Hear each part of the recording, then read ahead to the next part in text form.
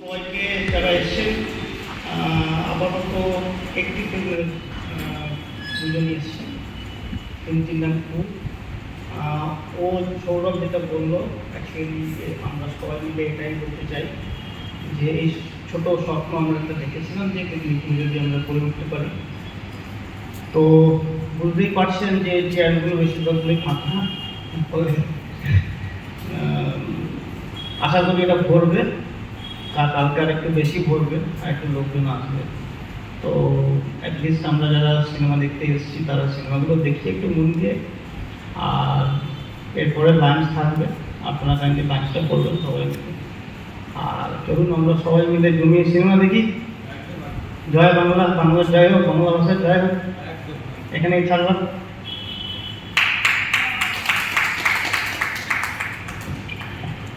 অনেক ধন্যবাদ জানাই অনিরুদ্ধ দাকে। যদিও ধন্যবাদটা খুবই ছোট, 4টি শব্দের একটি কথা, কিন্তু খুবই পাওয়ারফুল। তো আমরা যেটা বলেছিলাম, প্রত্যেকটি চলচ্চিত্র শুরু হওয়ার পূর্বে আমরা পরিচালকদের দেখে নেব এবং ওনাদের কাছ থেকে আমাদের চলচ্চিত্র সম্পর্কে কিছু কথা শুনে নেব।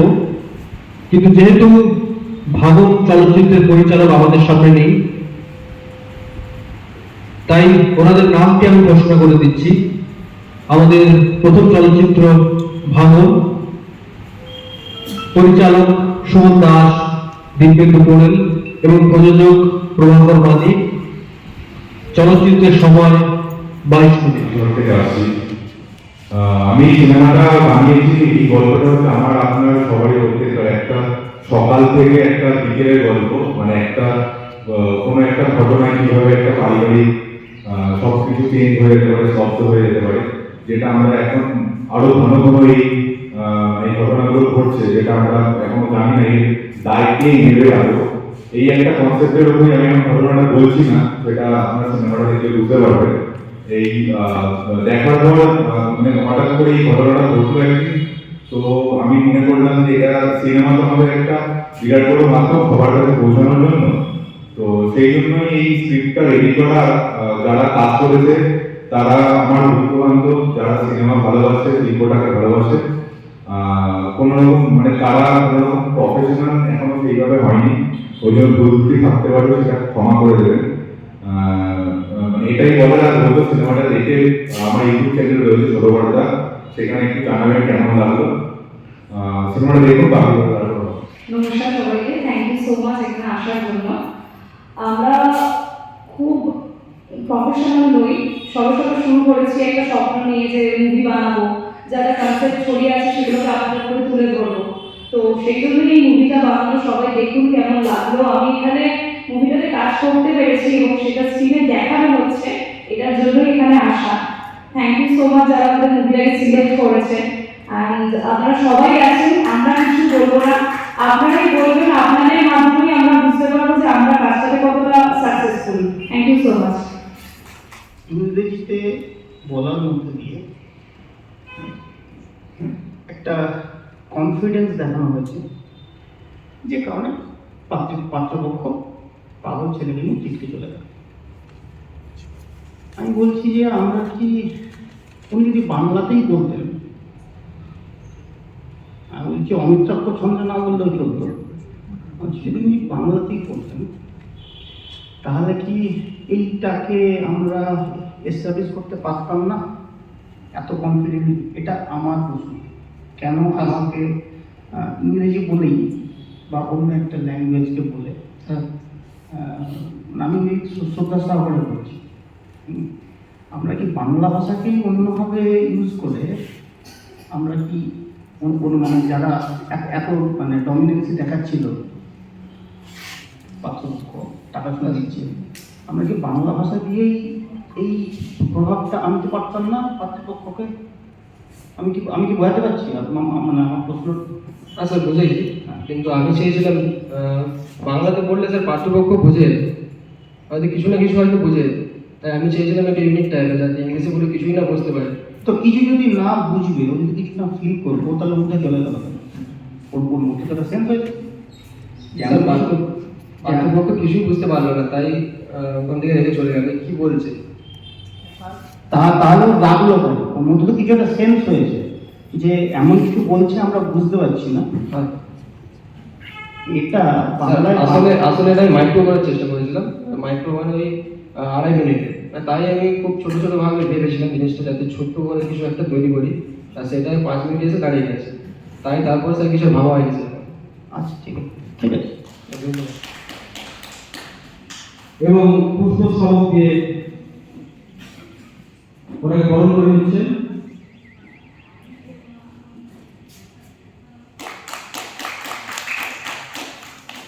আমি এবার এক করে ওনাদের কাছ থেকে কিছু কথা শুনে নেব যে এই চলচ্চিত্রে।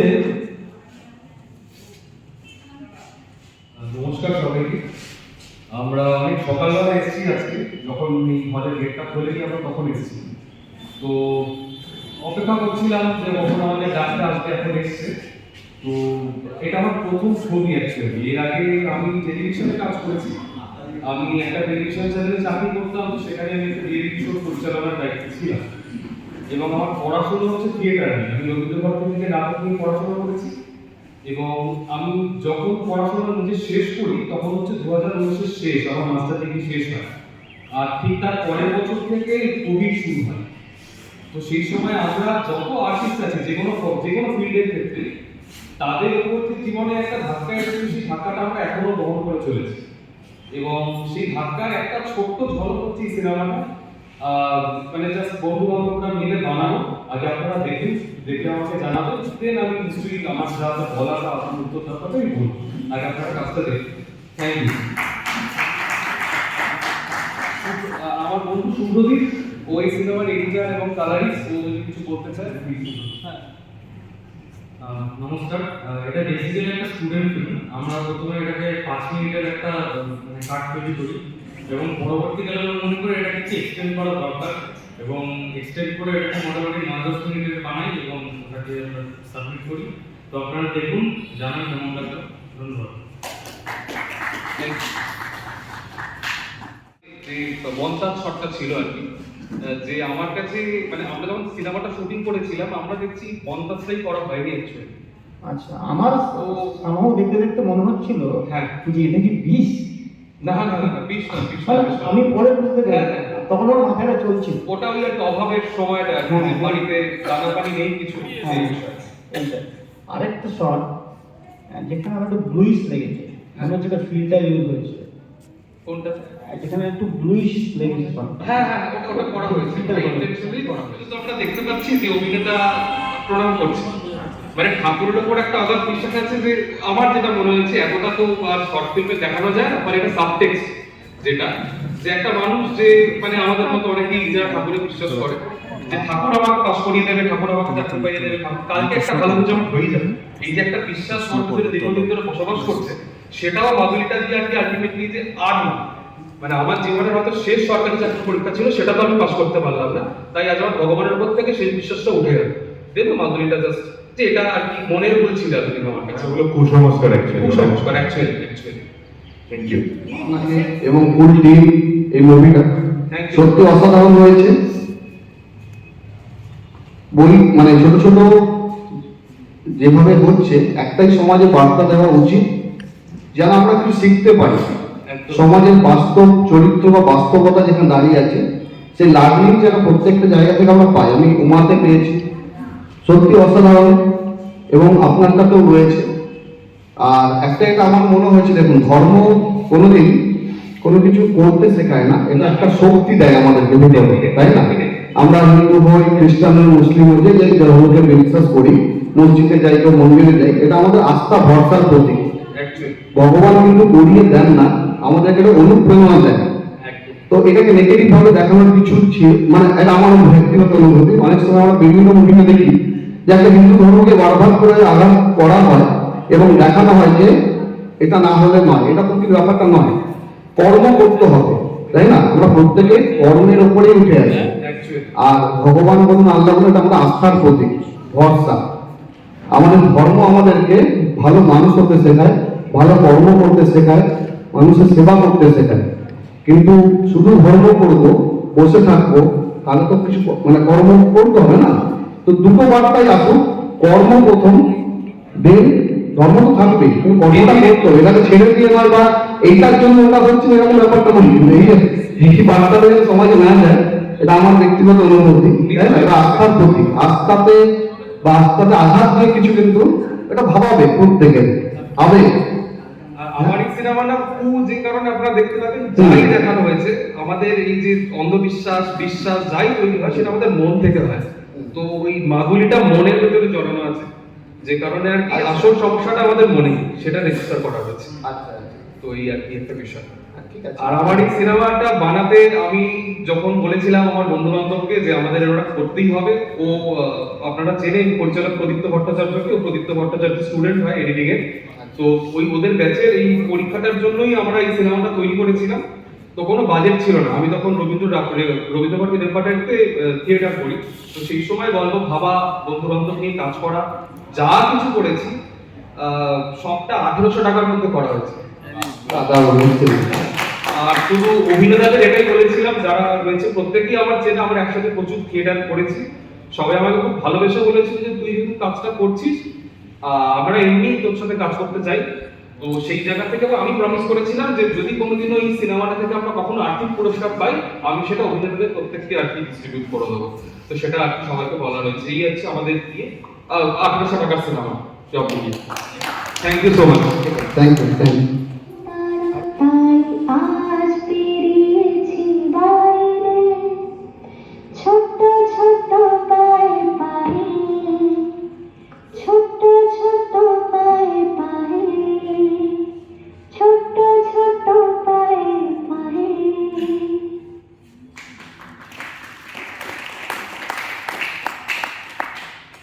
এই একটা কথা আছে, মানে বাচ্চা মেয়েটা ভাইকে বলছে দেখ দেখ দেখ ওইখানে আমরা, তখন বাচ্চাটা বলছে দেখ ওরা তো সাদা কালো, আমরা না। তখন মেয়েটা বলছে যে আমরাও উপদুর্গা ওরাও উপদুর্গা। তাহলে ওই উপদুর্গা আর এই উপদুর্গা দুটোর যে মানে ইয়ে রয়েছে গ্যাপ, এটা বয়সের যে গ্যাপ, থিমটাকে লক্ষ্য রেখে আপনি জাস্ট হ্যাঁ এটাই। তো এবার আপডেটটা যেহেতু, কারণ আমরা মোবাইল ভার্সনের ম্যাক্সিমামটা ইংরেজি, মোবাইল ভার্সনে ম্যাক্সিমামটা ইংরেজি, ওখানে বাংলা খুব মানে এবং সেখানে যে বাংলা সেটা খুবই খটোমটো, মানে কি বলবো, কোনো ইংরেজি যদি বাংলা মানে ওখানে করতে দেওয়া হয়, মোবাইল সে বাংলা মানে একদম খটোমটো এমন করে দেবে ইংরেজিটাও ভুলে যাবে, বাংলা বলে যাবে লেখাটা বলে। সেই কারণে উপদুর্গা তারপরে আপডেট দেওয়া হয়েছে। এই কারণে যে এখনের যে আপডেট হলে কি হবে, ওই উপদুর্গা যদি আপডেট হতো তাহলে কি হতো। আর ওই যে কাউন্টডাউনটা যেটা করছে লাস্টে 1 দিয়ে শুরু হয়ে শেষ হলো, ওটা টাইটেল, ওটা ডিওপি করেছে, ওটা মানে সময় করার জন্য কাউন্টডাউন যেটা, সেটা যে কি ওই একই থিমটাকে রাখার জন্য ইংরেজিতে ইউজ করেছেন নাকি? না, সাবটাইটেল দেওয়া আছে, সাবটাইটেলই ঠিক। অভিনয়গুলো ভালো হয়েছে, কিন্তু সেরকম কিছু পাইনি সিনেমাটায়, দেখলাম এরকম ব্যাপারটাই হলো। মানে আমরা তো অনেক কিছু আশা করি, এবং যারা অনেক বাজেট নিয়ে কাজ করে, অনেক ভালো ক্যামেরা নিয়ে কাজ করে, এখানে ঠিক মনকে ছোঁয়ার মতন কিছু হলো না, নতুন কিছু দেখলাম না। নতুন কিছু দেখতে এসেছিলাম, আর আগের সিনেমাগুলো দেখে অনেক কিছু মুগ্ধ হয়েছিলাম। আর কিছু দেখলে পরে ভালো লাগলে পরে তার থেকে প্রশ্ন আছে, প্রশ্নটাই সেরকম আমার মতন হলো না। সেই একঘেয়েমি জিনিস দেখতে দেখতে সেই পায়েস দিয়ে দিয়ে ভালো লাগেনি, এটা বলাটা ঠিক না। আমরাই তো করছি এটা অনুষ্ঠানটা, কিন্তু সিনেমাটা আমার মনকে ছুঁয়ে যায়নি। ধন্যবাদ। আমিও রূপগঞ্জে আলোচনা করছিলাম দুটো জিনিস নিয়ে। একটা হচ্ছে যে এই যে পায়েসটা ছেলেটা এলো আর তার পরের দিনই তার মায়ের জন্য, যে টাক দুটো দিন ঘটে যাও, এটা একটা ব্যাপার। এটা মেনে নেওয়াটা একটু ডিফিকাল্ট হতেই পারে, কিন্তু এটা যদি না হয়, যদি তার পরের দিন তার মায়ের জন্মদিন নেই, কিন্তু না জন্মদিন থাকা সত্ত্বেও যদি তার মাকে পায়েসটা খাওয়াতো, তাহলে কি সেই পায়েসটা সমান গুরুত্বপূর্ণ হতো না? আমি এভাবে ভেবে দিচ্ছি, এক্ষুনি গ্রুপ প্রদর্শন আলোচনা করছি। একটা 2 নম্বর, লাস্টে শেষে ওনার মা বললেন যে তুই আমার একমাত্র মেয়ে, তুই আমার একমাত্র মেয়ে। আমি এই কথাটা শুনে যখন আমি সিনেমাটা দেখছিলাম আমি ছিটকে গেলাম। যিনি লিখেছেন, ভাই তুমি কি করে তোমার আগের মৃত মেয়েকে ভুলে কি একে একমাত্র বলতে পারো? বা আমরা আবার একটা মেয়ে পেলাম, বা হারানো মেয়েকে আমার একমাত্র বলে তুমি পেছনটাকে কিভাবে ভুলে যেতে পারো? আমি ছিটকে গেছি তো, তুমি কি বলতে চাও? তাই না? আমার খুব খারাপ লাগলো মানে এই লাইনটা।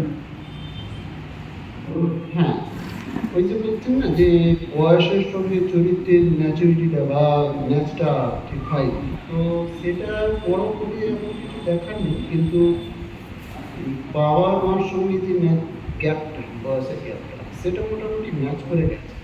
আর যেটা দেখলাম যে আমরা মুভিটাতে কিছু পাইনি, পেয়েছি অনেক কিছুই পেয়েছি। যেমন পেয়েছি কি আজকালকার সমাজের ছেলে মেয়েরা পড়াশুনো করে স্কলারশিপে বাইরে পড়াশুনো করে দেখা যায় ভারতে দেখা করে না, কিন্তু এখানে দেখা গেল কি যে ও ওখানে পড়াশুনো করলো, কিন্তু তার যে শেকড়, সেই শেকড়টাকে সে ছেড়ে দিতে পারেনি। সে আবার সেই জায়গায় ফিরে এসে স্টার্ট আপ করতে পারে। এটা আমাদের পরবর্তী সময়ে আমাদের খুবই করবে, মানে আমাদের ছেলে মেয়েদের, আমরা ভারতবর্ষে জন্ম হয়েছি, ভারত বা বাংলা জন্ম হয়েছে, এখানে উন্নতিটা চাইবো বা মাতৃভূমি উন্নতি চাইবো, সেটা এখানে দেখিয়েছে ভালো। আরেকটা জিনিস যে এখনকার সমাজে দেখা যাচ্ছে যে বৃদ্ধাশ্রমে আমাদের স্থান হয়ে যাচ্ছে। আমরা পড়াশোনা করছি, করছি, বিভিন্ন রকম পরিস্থিতিতে বৃদ্ধাশ্রমে স্থান হয়ে যাচ্ছে, কিন্তু এই সমস্ত বাচ্চারাও যে ফিরে এসে আমার বাবা মাকে কাছে নিয়ে রেখে কাছে রেখে আবার নিজের উন্নতি চাইছে, এটাও আমাদের দেখার ব্যাপার আছে। আর অবভিয়াসলি ওনার যে এটা যে হ্যাঁ একমাত্র মেয়েকে পেলাম, ওটা সত্যিকার ওনার মুখারূপটা মিলে নেই। কেননা জন্মদাতা মা কোনোদিনও তার সে মারাও যায়, হারিয়েও যায়, মৃত্যু পর্যন্ত সে ভুলতে পারে। একটি চলচ্চিত্র পোস্টমাস্টার পরিচালনায় অরিজিৎ সিনহা এবং প্রযোজক মধুশ্রী চক্রবর্তী। আমি প্রথমে অরিজিৎ সিনহাকে একটু মঞ্চে ডেকে নেব এবং ওনাকে পুষ্পস্তবক দিয়ে এবং উত্তরীয় দিয়ে আমরা বরণ করে নেব। বরণ করতে আমি ডেকে দিচ্ছি অনিরুদ্ধ সরকারকে, আমাদের এই উৎসবের পরিচালক, এই চিত্রকল্প চলচ্চিত্র উৎসবের পরিচালক অনিরুদ্ধ সরকার।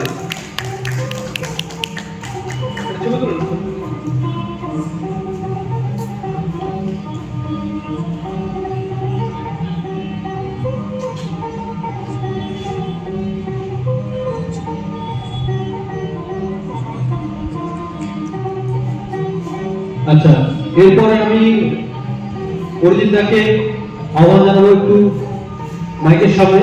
উনি ওনার অভিজ্ঞতার কথা একটু আমাদের সামনে তুলে ধরলে আমরা একটু সমৃদ্ধ হব।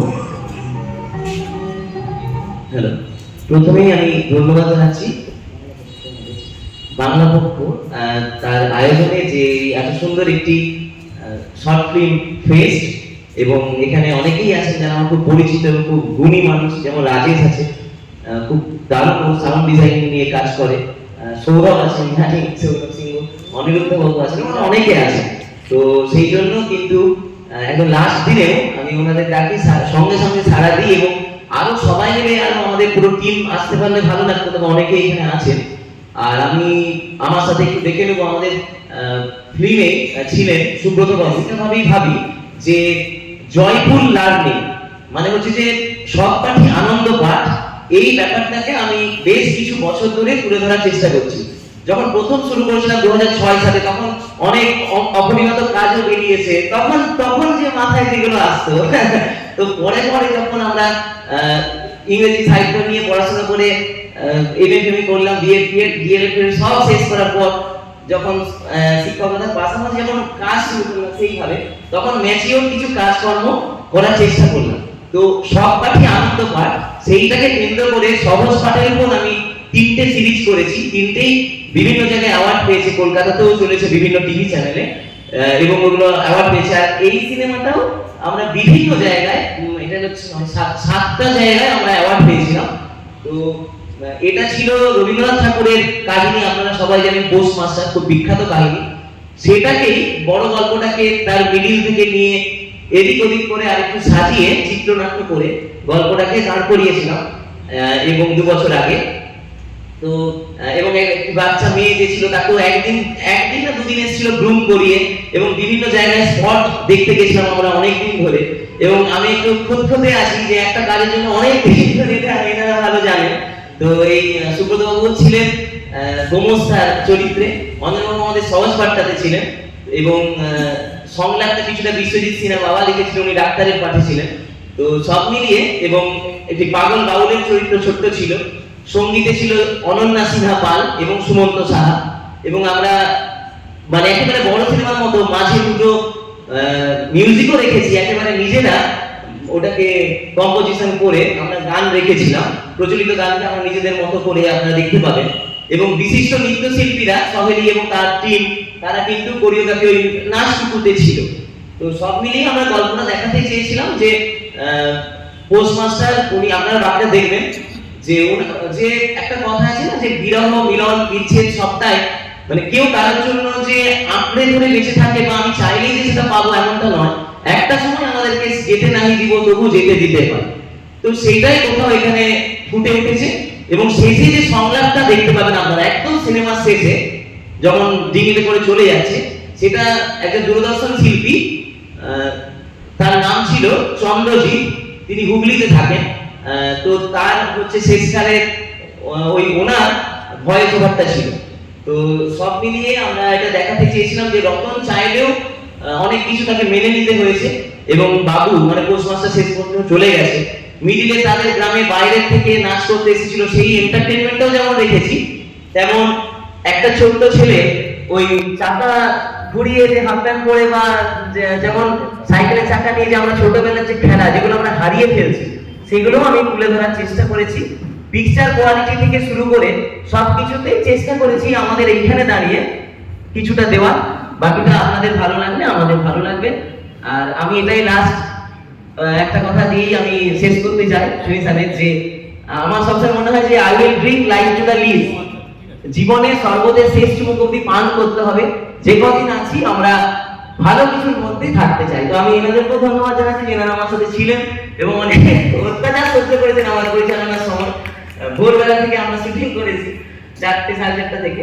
আর সবার শেষে আবারও আমি বাংলা পক্ষকে আমার হার্দিক হচ্ছে যে অভিনন্দন, শুভেচ্ছা, ভালোবাসা জানাচ্ছি। ধন্যবাদ। মানে সিনেমা পরিবেশন করানোর জন্য। তবে আমার এটা নিয়ে একটুখানি মানে বক্তব্য আছে। গল্পটা তো রবীন্দ্রনাথ ঠাকুরের কাছ থেকে নেওয়া, আপনারা করেছেন অভিনয়, কিন্তু ডায়লগ যেগুলো হয়েছে ঠোঁট মেলেনি অনেক জায়গায়, খুব দৃষ্টিকটু লাগছিল। এবং যিনি নায়ক এবং ডিরেক্টর দুজন মানে দুটো রোলই করেছেন আপনি, আর একটুখানি ডায়লগগুলোর উপর জোর দেওয়া দরকার ছিল। অনেক জায়গায় কাটা কাটা হয়ে গেছে ডায়লগগুলো। ধরুন একটা আবেগের কথা আপনি বলছেন, সেখানে আমার আরেকটু বেশি আশা করেছিলাম, মাফ করবেন এটা। আচ্ছা, ধন্যবাদ। আমারও একটা সিনেমা একটাতে দেখানো হয়েছে। তো আমার একটাই কোয়ারি, আর কিছু আমি যেহেতু এই টেক্সটটা পড়া এবং এই টেক্সটটা নিয়ে আমি একটা কাজ করেছি আগে নাটকে। তো 1891 সালে রবীন্দ্রনাথ এই টেক্সটটা লিখেছে আর কি। তো ব্রিটিশ পিরিয়ড, বহু সময় আগের কথা। তো ওই সময় কি পোস্টমাস্টারের এরকম ট্রিম করা দাড়ি থাকতো, মানে ওরকম কি কোনো ব্যাখ্যা তুমি বলতে? তোমার কাছে কি কোনো ছবি আছে যে সেই সময় পোস্টমাস্টার কেমন থাকতো? হ্যাঁ, ছবি আমাকে দেখাতে পারবে কিরকম? না, আমি বলছি ছবি নেই, কিন্তু আমি যতদূর জানি যে ওই সময় ব্রিটিশ পিরিয়ডে তো সেই ধরনের সরকারি মানে ইস্ট ইন্ডিয়া কোম্পানির আন্ডারে সবাই কাজকর্ম করতো। মানে দাড়ি কেটে দিত কেউ রাখলে? হ্যাঁ, আমি সম্ভবত জানি যে দাড়িটা রাখার নিয়ম ছিল না, শুধুমাত্র শিখদের ক্ষেত্রে ছিল। আচ্ছা, শুধুমাত্র শিখদের ক্ষেত্রে তার পাগড়ি এবং দাড়ি তাদের একটা আলাদাই ব্যাপার ছিল, কিন্তু বাকিদের ক্ষেত্রে সম্ভবত আমি যেটা জানি যে সরকারি যারা চাকরি করতো তারা দাড়িটা রাখতে পারতো না। গোঁফটা কি ছিল, কিন্তু দাড়িটা ওখানে রাখতে পারতো না। তো সেই কারণে আমি জানতে চাইছি যে তোমার ভাবনাটা কি। 1901 সালে একজন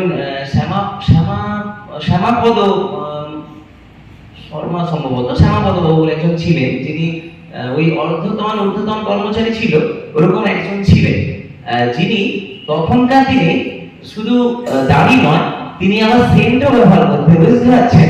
তো বিভিন্ন রকম সেই তো ওই সমস্ত ব্যবহার এবং করতে এবং হয়। তার মানে ভালো মতো জানে সেই রকম নিজে মানে ঠিকঠাক করে দাড়ি নিজেই রাখতে, এবং তার বহরেও ছিল অন্যরকম ব্যাপার, তো সেইটা একটা মাথায় ছিল। আর সত্যি কথা বলতে ধরো 1800 বা 1900 সালে দাঁড়িয়ে ওই যে ঘটনা, যখন আমার এই শহরের এইসব মানুষজনকে নিয়ে বা এরকম জায়গায় করতে যাব, তখন পুরোপুরি সেই জায়গাটা অনেক ক্ষেত্রে যেমন দেখবে ওই পোস্ট অফিসটা যেটা করার জন্য আমাকে অনেক ঘুরতে হয়েছিল। খুব সুন্দর, এটা অবশ্যই কোশ্চেনটা ভালো লেগেছে। তো তখন একটা পোস্ট অফিস এরকম ছিল বাড়িতে, তার কিছুটা অলরেডি ঢালাই হয়ে গেছে। তো তখন আমার মাথা ঘুরছিল যে আমি কোথায় সেই দিনের প্রেক্ষাপটটা তুলে ধরবো, বা যেদিকেই আমি ক্যামেরা ফ্রেমে আনার চেষ্টা করছি, প্যান করছি, দেখছি কোথাও না কোথাও এখনকার বাড়ি বা এখনকার রং চলেই আসছে, কোথাও হয়তো আমাদের পলিটিক্যাল লোগও চলে আসছে। তো সব কিছুকে ইয়ে করে যতটা দেখানো যায় সেটা চেষ্টা করেছি। থ্যাংক ইউ, এটাই জানি। অনেক ধন্যবাদ। নমস্কার, হ্যাঁ, নমস্কার। আমি শেখ আউসুদ্দিন, রিটায়ার্ড এয়ারফোর্স অফিসার। ছবির পেছনে ছবিটা দেখলাম, এটাও দেখলাম, গল্পটা খুবই ভালো লাগলো। কিন্তু আমি ওনার সঙ্গে একমত যে লিপস অ্যান্ড ডায়ালগস দের যে ফর কিছু আপনাদের এই প্রোগ্রামটা দেখতে হবে। আর একটা পিকচার থেকে যখন আপনারা নেক্সট সিনে যাচ্ছেন, there is a taking too much time, is a blank. একটা সিন থেকে অন্য সিনে যাচ্ছেন না, মাঝে ব্ল্যাঙ্ক এসে যাচ্ছে, কিছু আছে। ও আচ্ছা, হ্যাঁ, একটা সিন আচ্ছা আচ্ছা, বুঝতে পেরেছি। হ্যাঁ, ওটা it is taking time more than ডিজলভটা হয়ে যাচ্ছে যেটা। It is taking more than seconds. তো ওটা কন্টিনিউয়াসলি একটু করবেন, তাহলে পিকচার যেটা আমরা যেভাবে দেখি বা যেভাবে ভিতরে ঢুকে যাই, ওতে ওতে মনোপূর্ণ হয়ে যায়। বুঝতে পেরেছি। হ্যাঁ, আমাদের কনসিস্টেন্সিটা ব্রেক হয়ে যায়। আর এমনি চলচ্চিত্র ভালো, আপনার রোলও ভালো। তারপর আরেকটা যে থার্ড কোশ্চেন, পাগলটা যে রোলটা আপনি দেখিয়েছেন, ওটা কি জরুরি ছিল বা কেন দেখালেন, একটু এক্সপ্লেন করবেন? কেন আমি ওনাকে নিয়ে এলাম? পাগল রোলটা কেন, মানে ওটা না করলেও চলতো আমার মনে হয়। হ্যাঁ, না করলেও হতো। একদম এটা ভালো প্রশ্ন করেছেন, ধন্যবাদ। মানে আমরা চেয়েছিলাম যে একটু কমিক রিলিফ দিতে, মানে পুরো সিনেমাটার মধ্যে একটু কমিক রিলিফ দেওয়া যায়। তো ওই জন্য দেখালাম যে একজন বাউল, তিনি গান গাইতেন, পরে পাগল হয়ে গেছিলেন, তাই ওনাকে একটু মাঝখানে অবতারণ করেছিলাম। না, সেটা আমরা জানতে পারলাম মেয়েটা ডায়লগে, কিন্তু বা কিভাবে পাগল হলেন বা গান গেলেন সেভাবে উত্থাপন করা হয়নি আর কি। মানে সেভাবে ওনাকে এস্টাবলিশ করে কি বলছেন, ওটা কিছুটা ইন্টারন্যাশনালি ওনাকে ওইভাবে এস্টাবলিশ করা হয়নি। আর আপনি যেটা বলছেন ওই মাঝে যে সময়টাকে আরেকটু ডিজলভ, যে এটা ঠিক কথা, এটা আমার করা যেতেই পারে। আমরা কন্টিনিউশন দেখি না, অন্যান্য যেমন পিকচার দেখি কন্টিনিউসলি কিছু চলতে থাকে। হ্যাঁ, না আমরা এটা ইচ্ছে করে একটা সপ্তাহখানেক পর, একদিন পর যখন যেগুলো যাচ্ছিল, আমরা ইচ্ছে করে ওখানে 2-3 সেকেন্ড রেখে দিয়েছিলাম। অনেকটা গ্যাপ হয়ে যাচ্ছে, টোটালি ব্ল্যাঙ্ক। অরিজিৎ, হ্যাঁ স্যার, বলুন। বলছিলাম যে তোমার সবটা শুনে দেখলাম, কনগ্রাচুলেশন, অসাধারণ কাজ করেছো। কিন্তু আমার কতগুলো জায়গাতে মনে হচ্ছে it's not question, it's suggestion. First প্রথম যদি বলি, ধরো তুমি প্রথমে প্রশ্ন করা হচ্ছে যে কাকে চিঠি লিখছো, তুমি সব এত তাড়াতাড়ি মাকে বলবে মনে যেন উত্তর দেওয়ার জন্য বসেছিলে। হ্যাঁ হ্যাঁ, ঠিক। সেকেন্ড হলো কি, যে তুমি যে বাউলটাকে অবতারণা করেছো, সে আগে গান গাইতো, বহুত দিন হলো সে পাগল। তার ড্রেসে দেখবে কোথাও বহুত দিন পাগল, তার যে ড্রেস হওয়া উচিত ছিল সেখানে মনে হচ্ছে একটু চোখে লাগছে। ঠিক আছে, ড্রেসটা একদম নিখুঁত ড্রেস। থার্ড হলো যে সেই সময়ে বাউল যখন এলো, তোমার পাশেই আছে রতন, রতনে কোনো রিয়াকশন নেই, তোমাকে ভয় দেখাচ্ছে, তোমার বলার পর থামতে বলছে, এটা হয় না, বুঝেছো?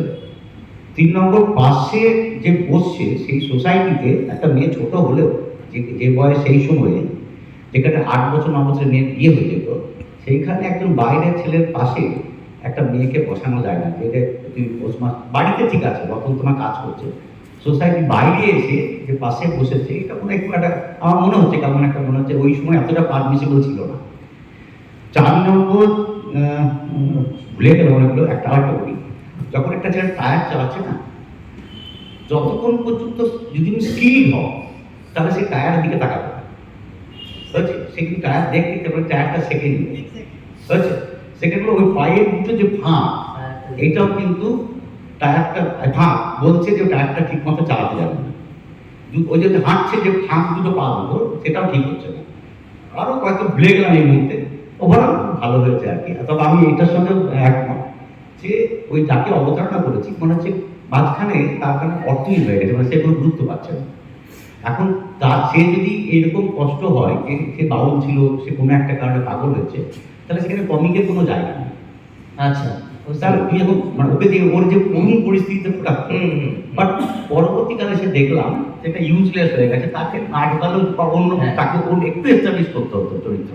না ওটা আমরা পাগল যেটা আমরা ইন্টেনশনালি তাকে আমরা ওইভাবে দেখি, তাকে একটু গুরুত্ব দিতে হবে। তাহলে আর ওই যেটা ওটা গল্পে স্যার ওই আর যে তখনকার দিনে যে ওই যে বাচ্চার ওটা নিয়ে স্যার হ্যাঁ হ্যাঁ সবাইকে যোগাযোগ স্থানের সম্মান শ্রদ্ধা জানাচ্ছি।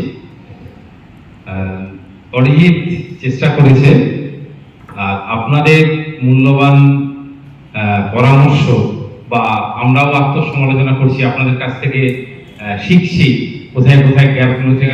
স্যার যেটা বললেন যে পাগলের এটা, তাহলে তার আগে একটু যে সে ভালো ছিল বা ভালো গান গাইতো বা বাউল ছিল সেটা একটু দেখালে ভালো হতো। আচ্ছা, আরেকটা যেটা বলছেন আপনি স্যার, ড্রেসটাও পাগলের যে বহুদিন ধরে পাগল হয়ে গেছে, একটু চাকচিক ড্রেসটা হয়ে গেছে পাগলের, এটাও ঠিক। আর যেটা ওই তখনকার দিন রক্ষণশীল সমাজ ব্যবস্থা ছিল, সেটা অরিজিৎ হয়তো এই ভেবে হয়তো সেটা করেছে যে পোস্টমাস্টারের সঙ্গে রতনের একটা আলাদা আত্মিক যোগাযোগ বা বন্ধুত্বের যোগাযোগ তখন গড়ে উঠেছে। সেই জন্য রতন স্যারের হাত ধরে বা পোস্টমাস্টারের হাত ধরে সে কোথাও নিয়ে যাচ্ছে, এবং এই পাশাপাশি বসাটা মানে হয়তো বিশ্বের রতন থাক লিখন হবে, কিন্তু রতন বিশ্বের রতন থাক পোস্টমাস্টারের কাছাকাছি, কিন্তু পাশে বসার মতো সেই সোসাইটি কিন্তু সেই সময় ছিল না স্যার। অতিথি গল্পে আমরা দেখতে পাই যে ওখানেও কিন্তু যে মেল প্রোটাগনিস্ট তার সাথে যে ফিমেল প্রোটাগনিস্ট ছিল, তারা কিন্তু একসাথে বসে আশা খাচ্ছিল। অতিথি গল্পে যেটা হয়েছিল যে বাজরা তুমি বলছো তো, হ্যাঁ হ্যাঁ সেখানে তার সঙ্গে বিয়ে হবে, হ্যাঁ হ্যাঁ দুটো, আর এদের দুটো সোসাইটি বিরাট বিরাট, মানে পোস্টমাস্টার কলকাতা ছিল গ্রামের মেয়ে, এদের মধ্যে সেই রিলেশন নেই কিন্তু, সুতরাং একদম কাছে বসে আমার মনে হয় যে সেই সময় আমার একটু লাগছে। আর আমি ওই দৃষ্টিভঙ্গি দিয়ে দেখেছিলাম। আর স্যার পাগলেরটা বলি, আমি পাগলেরটা ভেবেছিলাম যে ড্রেসটা তো অবশ্যই চাকচিকা ছিল, এটা আমার তখন যে মনে হয়নি এমন নয়, মনে হয়েছে, কিন্তু আমি যখন দেখলাম যে আমি একদম টুয়েলভ টাওয়ারে আছি, এবার ওই ড্রেসটা পরাতাম, তখন আমি এটা এইভাবে ভাবলাম যে এখানেও দেখবেন অনেক পাগল আছেন যারা আমাদেরই কোনো পোশাক তারা কিন্তু আমরা দিই পরে নেয়। তো ওরকমই কোনো বাবু ভাইয়ের যারা নট ছিল, যেমন বন কলেজের পদাবলীতে নট ছিল, তাদেরই কোনো পোশাক পরে সেদিনও বেরিয়ে গেছে। এইটাকে আমি নিজের মতো ভেবে নিয়েছিলাম, বুঝতে পারছি। মানে তুমি মনে হচ্ছে একদম লাস্টে যেটা হয়েছে আমার যতটুকু মনে হচ্ছে, যত আমি পড়েছি, যে পোস্টমাস্টার ডাক দিলেন রতন, রতন চুক্তি করে এসে দাঁড়ায়। তার মানে এই যে রতনকে বলতে পারছে না পোস্টমাস্টার, একটা দ্বিধা করে যে চলে যাবে, এত ইন্টারাকশন হয়েছে, এইটা এই দ্বিধাটা না কোথাও ফুটে ওঠা দরকার ছিল শেষ মুহূর্তে, সেইটা আটটি একটা, এইটা আমার মনে হয়েছে কোথাও যেন মিসিং। বাচ্চা বলছে সাংঘাতিক ভালো কাজ হয়েছে, খুবই ভালো কাজ। Thank you.